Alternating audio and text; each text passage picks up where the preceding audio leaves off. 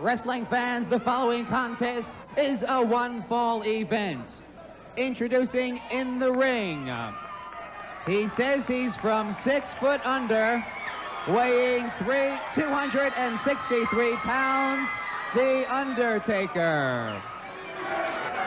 And ladies and gentlemen, his opponent, from Quebec City, Quebec, weighing 234 pounds, he is the AWA World Heavyweight Champion, Rick Martel. And now down to Doug McLeod. All right, Gary Capetta and Nick Bockwinkel, we don't know anything about The Undertaker from 6 feet under, so he says, but he immediately launches himself full steam at the heavyweight champion, Ricky Martel. I imagine he'd like to be Mr. Martel's Grim Reaper. Now Martel got kind of ambushed in the early going, but that's going to be few and far between the number of times that's going to kick. So Rick Martel goes right at it with a side headlock now on The Undertaker. No question. Many people have asked me, the question is, how does Martel, now that he's been the world's heavyweight champion for a year and a half, I'm going to say it right out in front. It breaks my heart to have to admit it, but he's improved tremendously. The only reason why I say it breaks my heart is because if I get the opportunity to wrestle him, it will be harder for me now to beat him than it was then.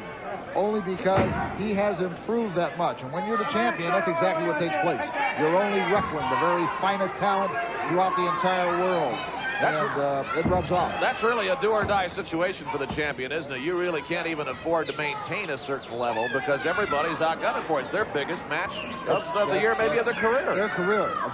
When you step into the ring with the world's heavyweight champion, they're giving 200%. It's not a matter of 110 because they may never have that opportunity again, so they go for it. Look at this.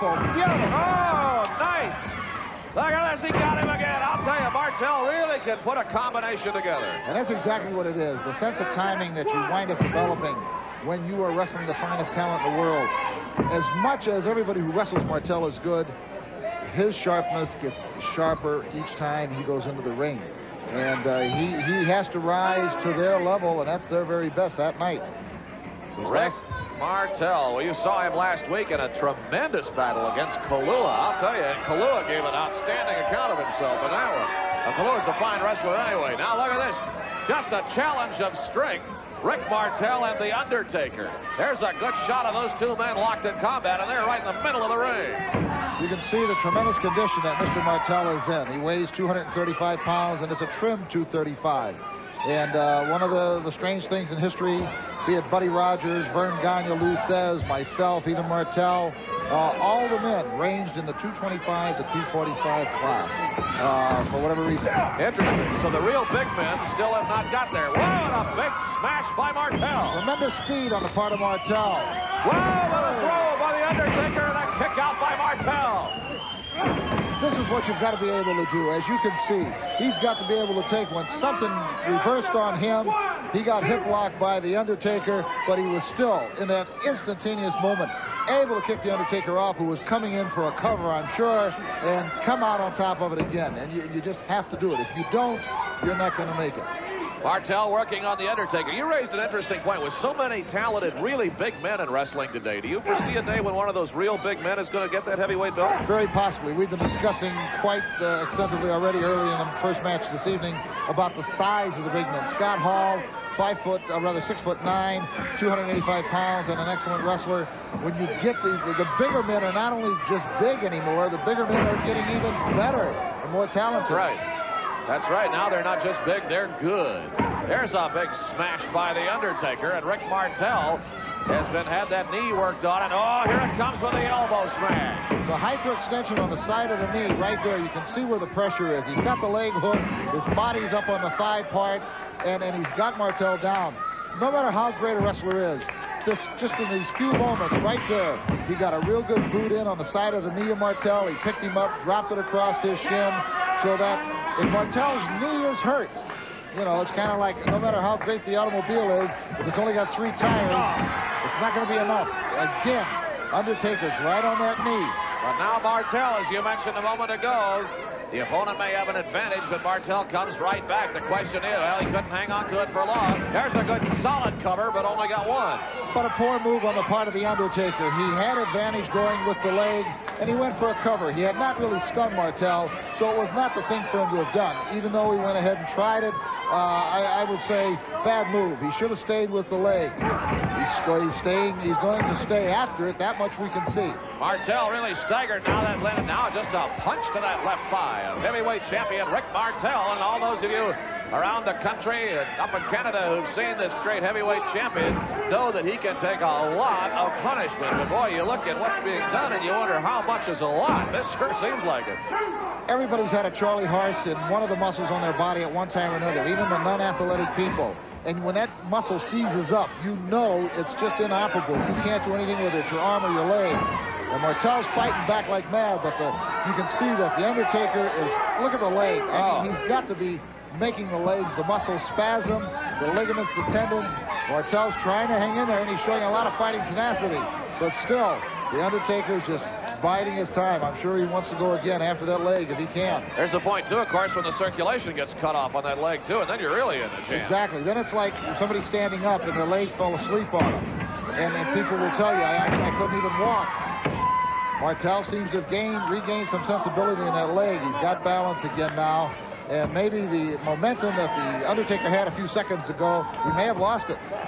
So now Rick Martel, well, the Undertaker got him on a good power slam right there, and we'll see. It looks like he's going to head for the road. Bad move on the part of the Undertaker. He did not stun Martel enough. Oh, look at this. Not at all. Look at this. Boy, you called it just right, too. Oh, Ricky Martel tossing that big 263-pound body all the way across the ring. It's a mistake a lot of wrestlers make. Oh! A mistake a lot of wrestlers make. They'll slam a man. They'll do something to him when they think they've really got him hurt badly. And then they'll jeopardize the advantage they've got by putting themselves in a poor position as he did. But at this point, the Undertaker has regained his sensibilities, even though that was a bad move earlier. Now the Undertaker goes at it on Rick Martel, and Martel is really getting a share of pain inflicted on him here. We don't know anything about the Undertaker, but he's certainly doing the job for a moment against Martel, but now look out, smash into the turnbuckles. Those elbows to the breadbasket, right into the solar plexus. That'll take the wind out of the man. Now he's used the turnbuckle a couple times. He's stunned. Now he goes for a big... Oh! Now Martel for the cover, but a kick out on the count of one by the Undertaker. So Rick Martel has some work ahead of him yet, but boy, you can see his leg, and the back of it is just red up and down where the Undertaker was working on it, that left thigh.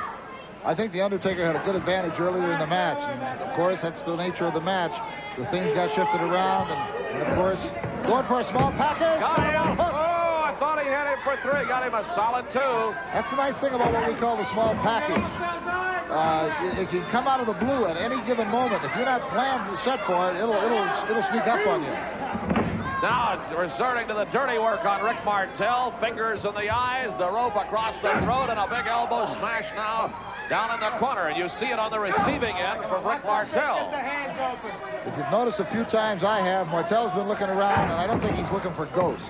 I think he's consciously aware that very, very possible the wild man, Stan Hansen, could be lurking in the wings at any time. That's a very good point, because Stan the Lariat Hansen, not to be trusted for a moment, and no question about it. Especially if he thought Martel was at a major disadvantage here. Now Martel working away on the Undertaker, and referee Dick Worley trying to get him out of there. You hear him. Whoa, look out, he blocked it. Body block.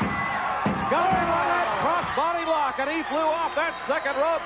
Dick Bockwinkel with his nice cross body block as you'd want to see, and that was it. The Undertaker man, but that was all it took, that one split-second move. The Undertaker thought he had Martel going to the ropes, and Ricky Martel just caught himself in mid-flight and turned the tables. Watch this. The thing that Martel did that was so well, he went up onto the turnbuckle and he went high. The Undertaker reversed it. Martel had enough sense. He got up there. Now watch how high he is. He's right up across the chest and the head. You can see the head snap to the mat.